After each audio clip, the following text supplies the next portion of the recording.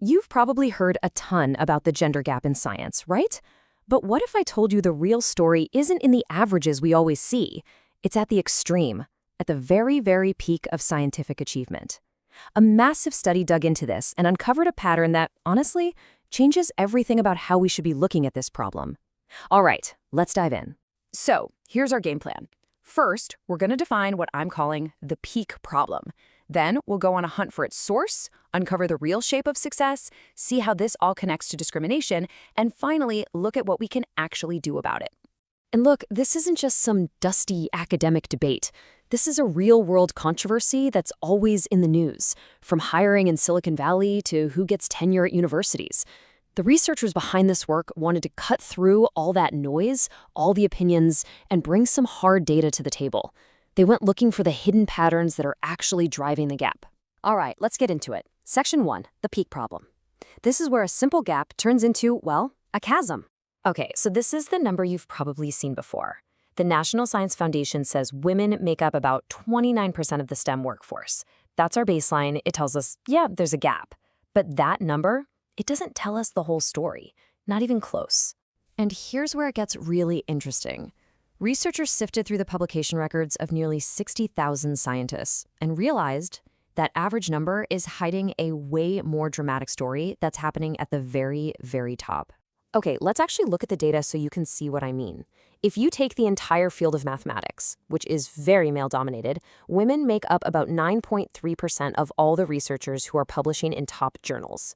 So that's a pretty big gap already. But hold on, this is just our starting point. Now watch what happens when we zoom in on just the top 10% most productive researchers, the absolute stars. All of a sudden, female representation drops from over 9% down to just 6.2%. The gap is actually getting bigger. And then, this. This is the punchline.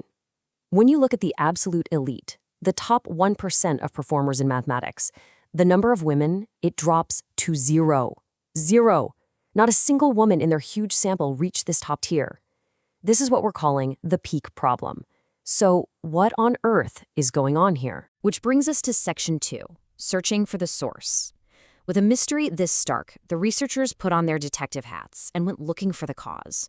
Starting with, the usual suspects. So, usually the explanations you hear fall into a few different buckets. One side might argue it's about innate abilities. Another side points to things like discrimination or different career choices. The researchers knew about these theories, but they wanted to dig deeper to find a more fundamental clue. So they went looking for something called a generative mechanism. Now, what is that? Think of it like a signature at a crime scene. Different processes, different culprits, leave behind totally different statistical patterns. So if you can identify the unique pattern in scientific productivity, you can finger the real process that created it. This is how they set out to find the culprit. Okay, so suspect number 1, let's call it the lottery win. This theory says that major success is just a rare, explosive breakthrough. It's like a random cascade that happens totally unpredictably. It's basically like lightning striking. Pure luck. Suspect number 2 is what you might call the rich get richer effect. You've probably heard of this as the Matthew effect, right? This is the idea that a little bit of early success creates this powerful feedback loop. You get more funding, more prestige, better collaborators, and that just catapults a few people way ahead of everybody else. Then we have suspect number 3, which is kind of the total opposite, the steady climb. In this model, success isn't about luck or feedback loops. It's a marathon. The star performers are just the ones who steadily, consistently produce and gather resources at a faster rate than their peers. And finally, suspect 4, the great equalizer. This one suggests that the whole system has built-in limits, like caps on funding or tenure clocks, that actually stop people from becoming extreme outliers and kind of pushes everyone back towards the middle of the pack. All right, time for the big reveal. Section 3, the shape of success. So, out of our 4 suspects, who's the culprit? So, how did they figure it out? They use this really cool method called distribution pitting. Basically, you can think of it like a scientific cage match. They pit the statistical patterns from each of our 4 suspects against the real-world evidence to see which one is left standing. And the winner was, well, it wasn't even close. Across every single field they looked at, mathematics, genetics, psychology, One mechanism won, every single time, for both men and women. Incremental differentiation. Yep, the steady climb. So what does that actually mean? It means that, according to this data, becoming a star scientist isn't about a lucky break or a runaway success train. It's about being a marathon runner who just consistently puts in the work, day after day, accumulating progress a little bit faster than everyone else. Okay, that brings us to section 4, the discrimination connection. Because now we have a huge question, right? If the steady climb is how everyone succeeds, men and women alike, why on earth is there still this massive chasm at the top? This is where it all clicks into place. Let's look at the study's hypothetical.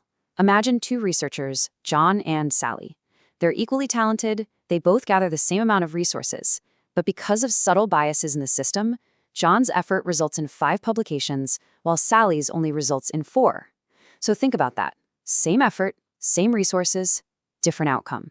And that is the core finding of this entire study. It suggests that the steady climb is the path for everyone, but the slope of that climb is just steeper for women. Because of all these systemic biases and constraints, women have to work harder. They have to accumulate more resources, more capital, just to get the same small increase in productivity as their male colleagues. The analogy they use is perfect. It's like everyone is climbing the same mountain, but women are being forced to carry a much heavier pack. And get this isn't just happening in fields like math, where there are fewer women to begin with. Let's take applied psychology. Women make up almost 40% of all researchers in that field. So you'd think, okay, the top 1% should be about 40% women too, right? Makes sense. Nope. The reality, it's just 14.6%. This points to a systemic issue, not one that's just tied to a certain discipline. Okay, so where do we go from here? Section 5. What can be done? If the problem is an unfair climb, well, how do we start to fix it? What's great is that the study doesn't just leave us with the problem. It actually offers some concrete solutions. The whole idea is to get rid of those extra weights, to deconstrain women's productivity so the climb is fair for everyone. This includes things like cluster hiring to build diverse support networks, personalized deals to offer more flexibility, targeted mentoring from female stars who've already navigated the climb, and of course, more transparent and objective policies for things like who gets funding and who gets promoted. So when you boil it all down, this research really reframes the entire issue. If scientific success really is a steady, incremental climb, not some lightning strike of genius, then maybe we should stop asking who's capable of making the climb and start asking a much more important question. Are we making sure everyone has the same mountain to scale in the first place?